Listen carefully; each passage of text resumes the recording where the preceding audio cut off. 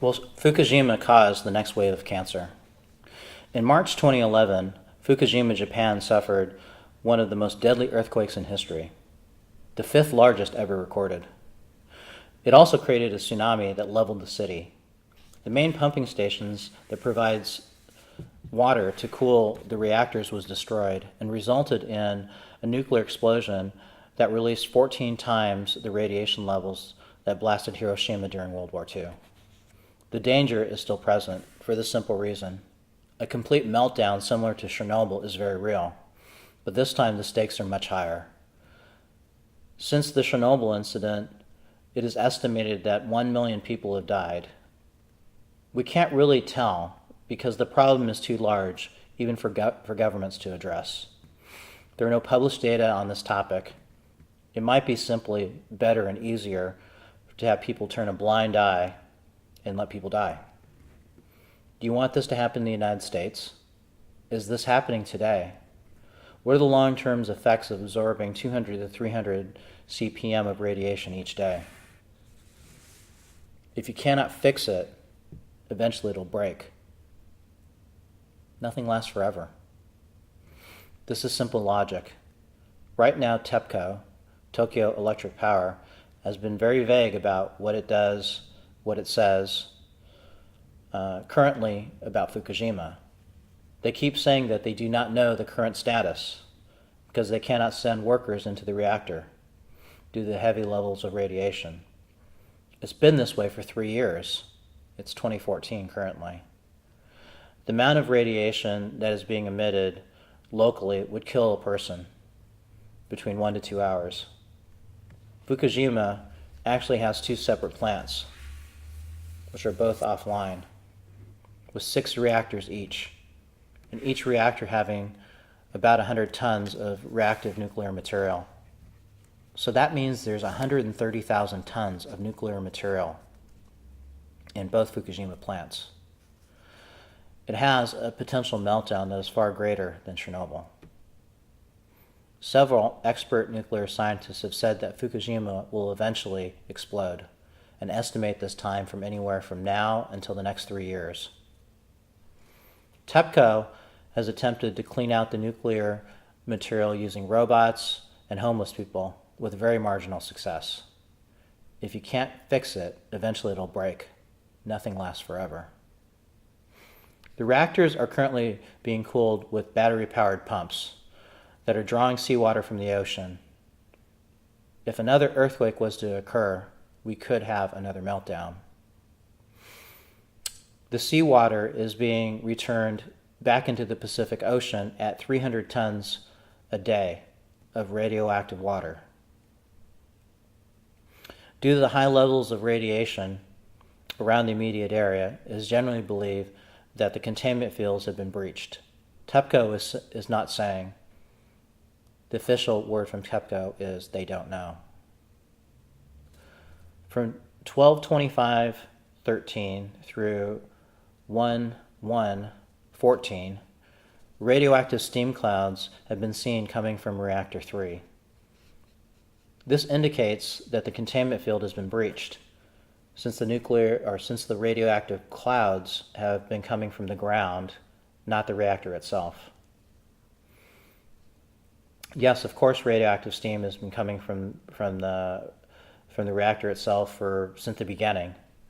But because of this breach, it looks as though the isotopes are now interacting with the groundwater. So that means that there's groundwater infiltration as well, too. Keep in mind that CS-137 is very water soluble and has a half-life of 38.5 years. So while most of the U.S. was enjoying their holidays, a radioactive cloud that took 8 days to reach North America was looming. EPA monitoring sites measuring radiation started to go offline from January 9th through March 24th, 2014. They seem to be doing this because the levels seem to be rising. They do that sometimes, EPA monitoring sites do. There was a clear rise in radiation levels with some sites measuring 450 counts per minute throughout the United States, not just the West Coast. 100 CPM is considered high. You can learn more at radcures.com. Look for the radiation map. According to the American Cancer Society, rates of cancer remained unchanged, but of course this information is only through 2010. Cesium-137 disease manifests would likely start to occur in 2011. Likewise, SR90 would also increase, but that would start in 2013, since it typically takes a few years for these disease manifestations to occur. American cancer data would not be available to 2017.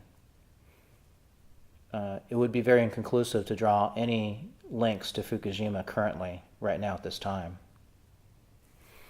We would expect increases in brain cancer, leukemia rates, weight loss and gains, mood swings, nervous system disorders, and organ failure if Fukushima poisoning was affecting the United States or victims today. These are the symptoms that are currently being experienced by the sailors that were on the USS Ronald Reagan in Fukushima, that was in Fukushima in 2011. About 70 sailors are litigating against TEPCO currently right now. This is a landmark case, and TEPCO seems to say that they have settled with the Japanese people, but can they be held responsible for their crime against citizens of another nation? What is the potential lawsuit against TEPCO for people suffering illness in the United States? This all can be documented through testing. Again, no one is studying the long-term effects of radiation exposure to several hundred, 100 to 300 counts per minute each day. The right and logical action plan right now is environmental testing of soil, water, and the food supply. Not with Geiger counters that give us inconclusive results, but with analytical methods. The U.S. government has contested that only low levels of radiation affected the sailors aboard the USS Ronald Reagan, and that low levels persist in Japan. They're probably using some pretty cheap Geiger counters. We can clearly see that the people have radiation illness for both the citizens of Japan and also the sailors. This should lead to a decrease in acceptable radiation levels if in fact their testing information is accurate. A database needs to be created that is not influenced by the federal government. We need to make decisions based on facts, the truth. Analytical testing is not cheap.